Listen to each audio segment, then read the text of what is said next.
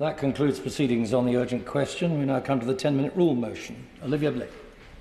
Thank you, Mr Deputy Speaker. I beg to move that leave be given to bring in a bill to require the Secretary of State to achieve climate and nature targets for the United Kingdom, to give the Secretary of State a duty to implement a strategy to achieve those targets, to establish a Climate and Nature Assembly to advise the Secretary of State in creating that strategy, and to give duties to the Committee on Climate Change and the Joint Nature Conservation Committee regarding the strategy and targets, and for connected purposes.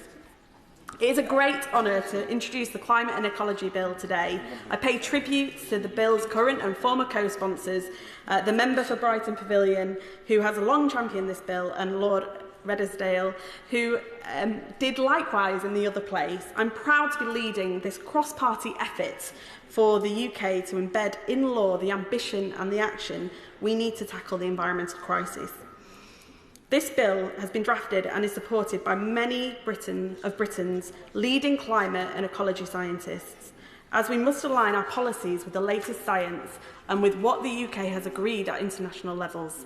This is not a matter of partisan politics. It is a matter of survival. It is about providing a sustainable way of life for our nation today and for generations yet to come. I urge all colleagues to join the growing all-party cohort of members from both houses backing this bill, and I'm especially grateful to the member for St Ives for supporting it so enthusiastically.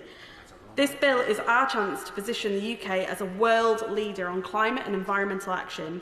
Our ability to prevent temperatures rising above 1.5 degrees Celsius is in the balance. Now is not the time to give up on that aim, but redouble our efforts to meet it. As the Prime Minister of Barbados, Mia Mottley, told us in Glasgow, 1.5 is the only way to survive. This double-headed climate and nature crisis is affecting people's lives now, especially in the global south, and increasingly in the UK too. Just think of the climate change-triggered heat waves in India and Pakistan, the floods we've seen worldwide, and of course here in the UK, the floods and heat waves that we've seen in recent years. So there is no room for complacency and no time to waste. Nature provides our best chance of mitigating climate change and its worst impacts, such as extreme flooding and drought. As Sir David Attenborough has shown us, nature is not a nice to have, it's all we have. And for one of the world's most nature-depleted nations, we must aim higher and we must do better. We can't solve the climate crisis without saving our key ecosystems, restoring habitats and protecting our much-beloved species. The UK's critical carbon sinks and stores, such as peatlands, woodland, soils, wetlands and seas, are deteriorating, reducing their capacity to absorb carbon. And in some cases, they have become net carbon sources rather than sinks and stores. Protecting nature must take equal priority to cutting emissions.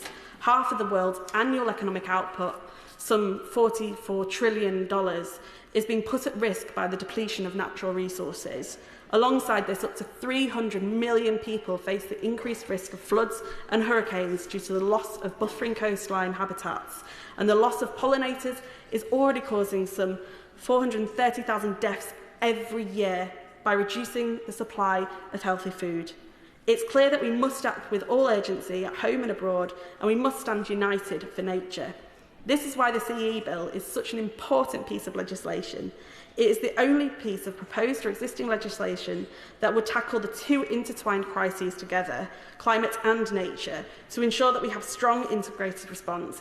If enacted, it would create a joined-up plan to cut emissions in line with 1.5 degrees, while halting and reversing nature loss by 2030. By following the science and involving the British public, we can deliver the transition to a zero-carbon, nature-positive future that allows us to live in harmony with nature.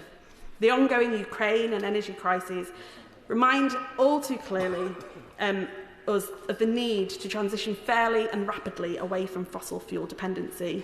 We need to see action at home and abroad, and legislation is very much part of the solution.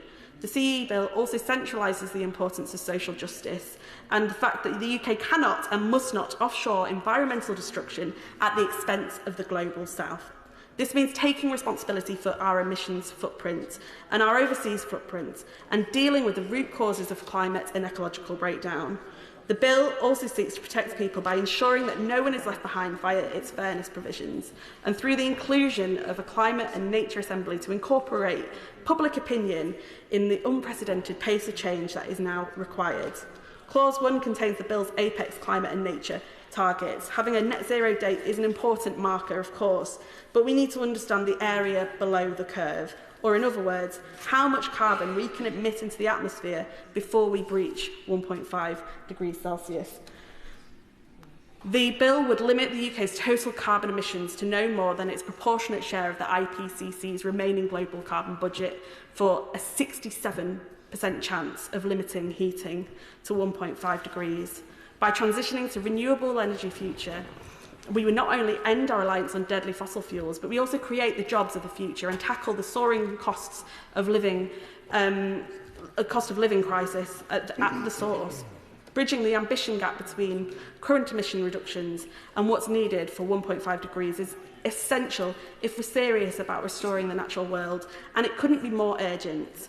We also know that human activities have already altered 70% of the Earth's land, degrading up to 40% of it, and 87% of the oceans. IPBES has found that 1 million animal and plant species are now facing extinction, and mammal, bird and amphibian, reptile and fish populations decreased globally by 68% between 1970 and 2016. That is why this bill's nature target is to halt and reverse the UK's overall contribution to the degradation and loss of nature in the UK and globally. It's aligned with the international commitment to halt and reverse the destruction of nature by 2030, which the UK is already signed up to at the UN Biodiversity Summit COP15 in 2022. Current legislation contains a target to halt the decline in the abundance of species by 2030, as well as a longer-term target to increase species populations, but the absence of a concrete plan to address the current rate of decline means the state of nature is on course to worsen considerably by 2030. It risks pushing ecosystems beyond the dangerous points from which they may not be able to recover. The bill's holistic nature target would therefore see the health, abundance, diversity and resilience of species, populations, habitats and ecosystems visibly and measurably on path for recovery by 2030, measured against the baseline of 2020.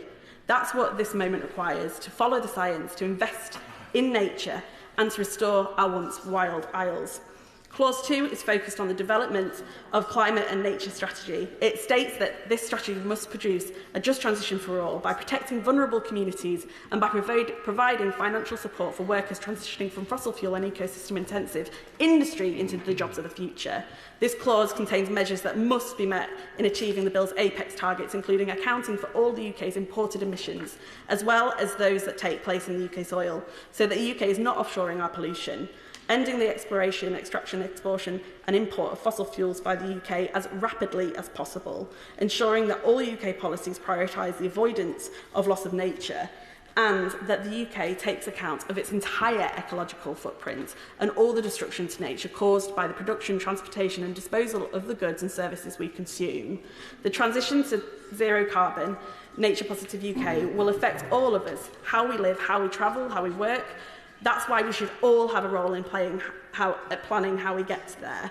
The Climate Assembly, set up by the 6 select committees, which reported in September 2020, as well as the citizens' assemblies that have taken place on climate and biodiversity in Ireland, and many of us around the world, just demonstrate the value of including citizens in the difficult decisions that we will have to take moving forwards.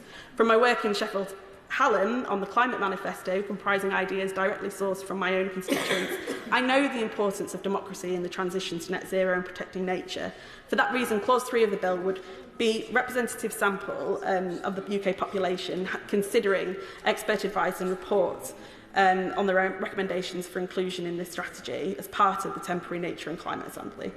Clause 4 contains duties on the Committee on Climate Change and the Joint Nature Conservation Committee to evaluate, monitor and report on the implementation of the strategy, and the Clause 5 ensures that the measures in areas of devolved competence would be agreed by the Scottish Parliament, Welsh Parliament and Northern Ireland Assembly. As my friend, the member for Newport West, said so well, during the debate on the principles last November, we know that climate action must be nature-positive action. We know that we must halt the reverse of nature loss by 2030 for the benefit of all people and planets.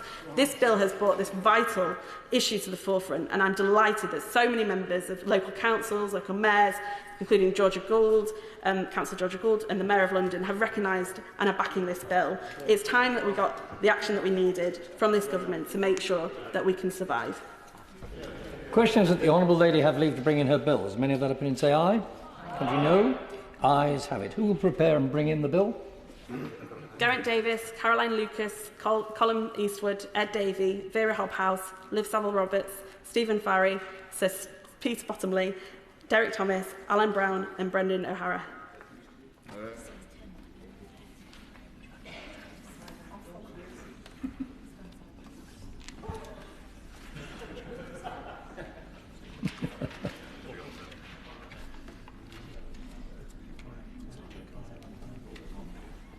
Olivia Blake.